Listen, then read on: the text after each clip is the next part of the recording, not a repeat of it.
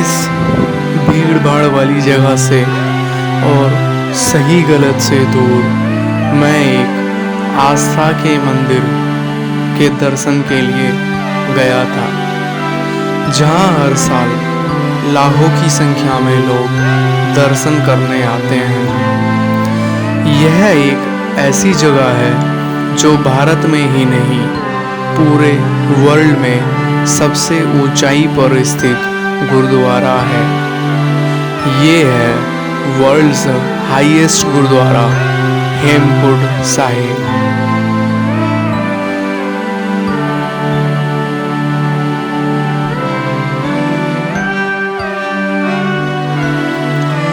माना जाता है जून से शुरू होने वाले तथा अक्टूबर तक इस पवित्र स्थान के लगभग 1.5 लाख लोग हर साल दर्शन करने आते हैं।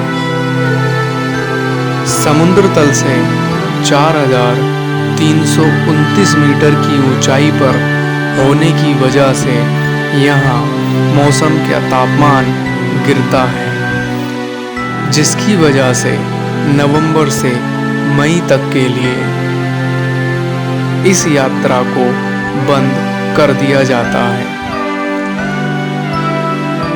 माना जाता है सिखों के पहले गुरु नानक देव जी ने इस स्थान का भ्रमण किया था और यहाँ पर स्थित गुरुद्वारा उनकी यात्रा के यादगार के रूप में बनाया गया था। दिल्ली से 364 किलोमीटर दूर यह जगह है।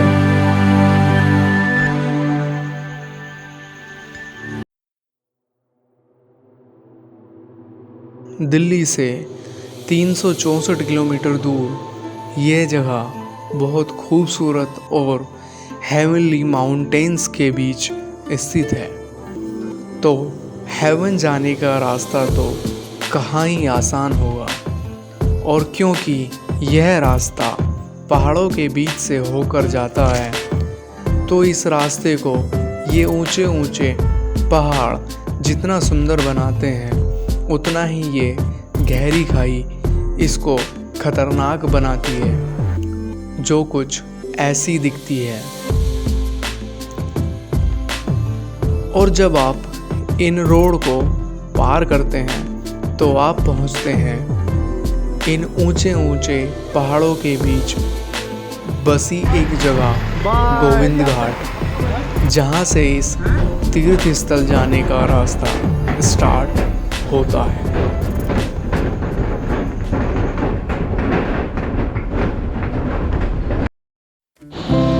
इस खूबसूरत जगह पर पहुंचने के लिए मैंने 16 किलोमीटर का ट्रैक 2 अलग अलग जगह गोविंद घाट से घांगरिया और घांगरिया से हेमकुंड साहिब किया था, जिसमें दोनों ही ट्रैक बहुत खूबसूरत हैं। तो चलिए दोनों ट्रैक को शुरू करते हैं।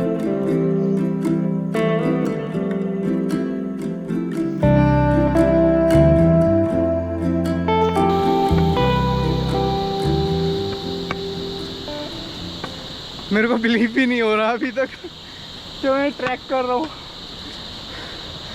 क्योंकि इसको काफ़ी टाइम से प्लान कर रहा हूँ, बट एंड टाइम पे कुछ ना कुछ हो जा रहा था। मैं लास्ट मंथ आ रहा था, बट लास्ट मंथ जो इधर उत्तराखंड में और हिमाचल में जो मानसून वाली बारिश हुई है, उसकी वजह से काफ़ी जगह लैंडस्लाइड होने की वजह से मेरे को मना किया था कि मत जाओ, इसलिए मेरे को लास्ट मंथ कैंसिल करना पड़ा था। तो अब आ रहा हूँ।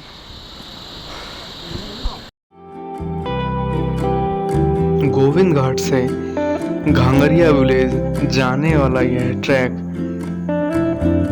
एक ऐसा ट्रैक है जिसकी खूबसूरती और इसकी कामनेस को आप इसे बाय फीट चल के ही फील कर सकते हैं।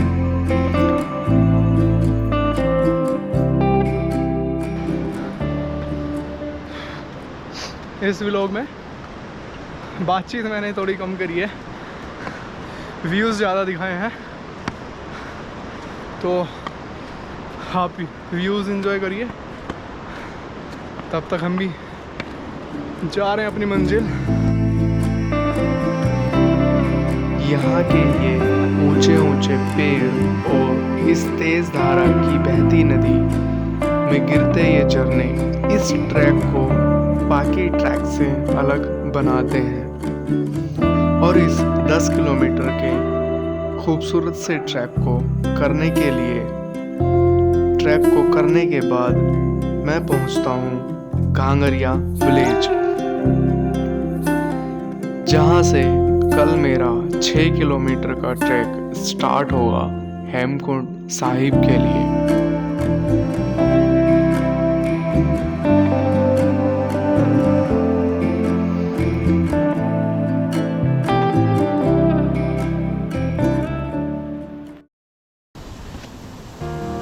अभी सुबह के 6 बजे हैं और हम निकल गए हैं,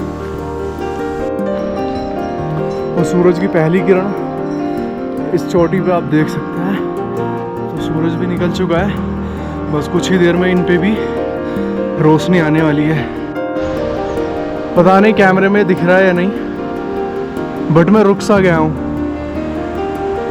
ये सूरज की रोशनी धीमे धीमे नीचे आ रही है, और जो अंधेरा है वो धीमे धीमे नीचे जा रहा है, और पहाड़ की ये चोटी ऐसे चमक रही है जैसे रात में सोना।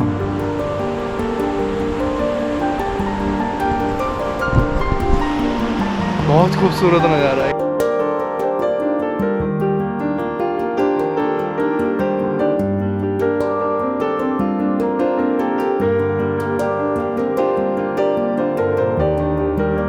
अगली सुबह मैंने ट्रैक शुरू ही किया था, और इस वैली की खूबसूरती और तब बढ़ जाती है जब मैंने यहाँ का सनराइज देखा।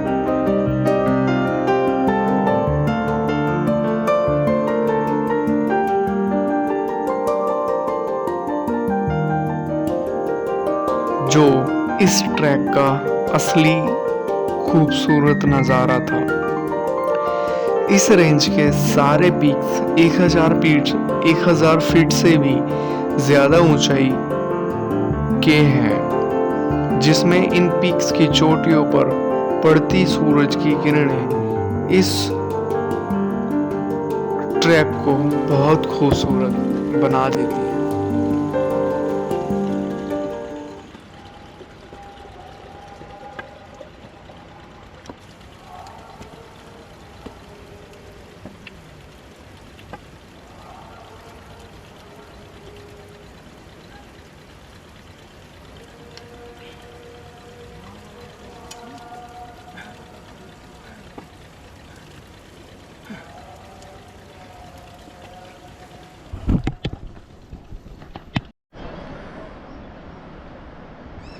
जहाँ से चलना शुरू किया था वो वहाँ है, और जहाँ जाना था वो वहाँ है।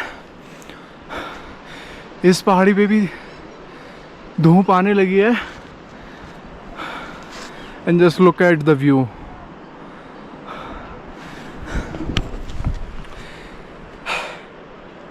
यहाँ के ट्रैक की एक सबसे खास बात पता क्या है? ट्रैक टफ है, स्टीप चढ़ाई है, ऑक्सीजन भी कम है, ठीक से बोल भी नहीं पा रहा हूँ। बट ये ट्रैक करने के बाद वहाँ पे मंजिल है ना, उसको देखने के बाद सारी थकान ख़त्म हो जाती है।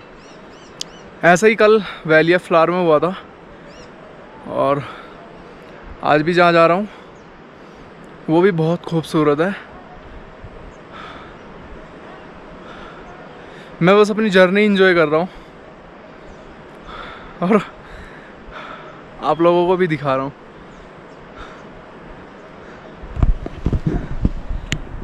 ये व्यू मुझे मजबूर कर रहा है बार बार मुड़ के देखने के लिए, रुकने के लिए। पहाड़ की चोटी पे जमी हुई बर्फ़ और उस पर पड़ती हुई सुबह की सूरज की किरणें, बर्फ़ किसी मोती से कम नहीं चमक रही है। हो सकता है कैमरे में ना दिखे, बट मैं अपनी आंखों से देख पा रहा हूँ। एक दिन आएगा वो भी जिस दिन ऐसी चोटियों पे भी चढ़ के दिखाया जाएगा। तो तब तक बने रहिएगा साथ। अभी थोड़ी धूप आएगी तो सीड्स निकाल लूँगा अपने। तब तक मिलते हैं आगे।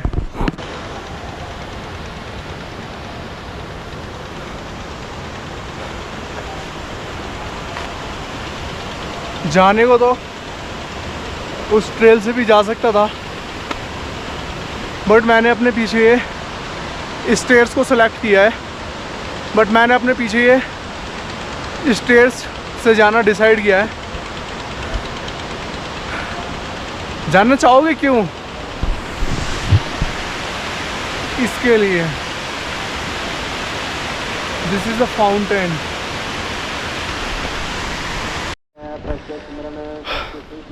अगर मैं स्टेयर्स ना लेता तो अभी कहीं वहाँ होता, बट स्टेयर्स लेने का फ़ायदा हुआ कि मैं आ चुका हूँ। हालत बेशक थोड़ी ख़राब हुई है। सो फाइनली 1200 स्टेयर्स अप्रॉक्सीमेटली, यहाँ लोकल नहीं बताया था। 1200 स्टेयर्स चढ़ने के बाद Here's the destination। बस ये थोड़ी सी सीढ़ियाँ और बची हैं। आधा किलोमीटर के अंदर 1200 सीढ़ियाँ क्लाइंब करके आया हूँ। This is the first ever जब मैंने इतनी स्टेयर्स एक साथ क्लाइंब करी हैं। बलुआ के ग्रह भीतर बसे अनंद केल माया रंग रस है। दृढ़ कर मान है मने प्रतीत, काल न आवे मूढ़े चीत। बैर विरोध काम क्रोध मोह, झूठ विकार महा लोभ द्रोह। याहू जुगत बिहाने कई। हेमकुंड साहिब आ चुके हैं अब। तो अभी थोड़ा रेस्ट करके दर्शन करेंगे। काफ़ी क्राउड है, काफ़ी श्रद्धालु है यहाँ पे। ये बादल, ये शायद लोगों की फेथ और उनकी आस्था ही है जो इतनी स्टीप क्लाइंब करने के बाद इतनी ऊंचाई पर ले आती है। यहाँ आने के बाद मन में चल रहे जिंदगी के सारे सवाल जवाब ख्याल बंद हो गए थे और बस लेक के किनारे बैठकर लेक के पानी को देख रहा था।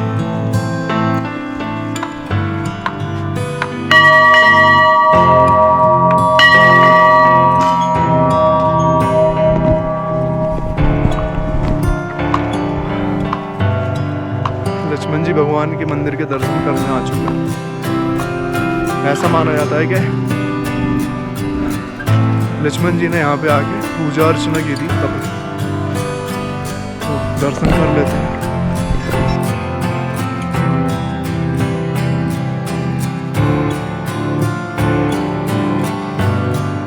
और यहाँ पर मन में मानो एक अजीब सी शांति थी।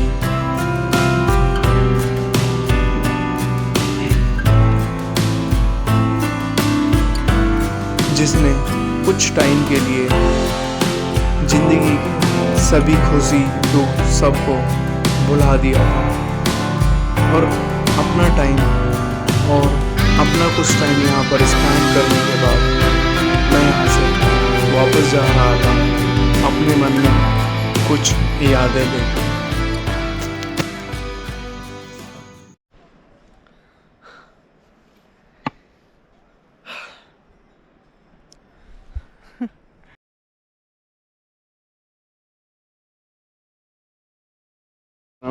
चैनल का नाम बताओ। चैनल का नाम ए इंदू कमान 5039। क्या बनाते हो उस पे? वीडियो पबजी दियां फ्री फायर दियां। फ्री फायर पबजी की वीडियो। ठीक है।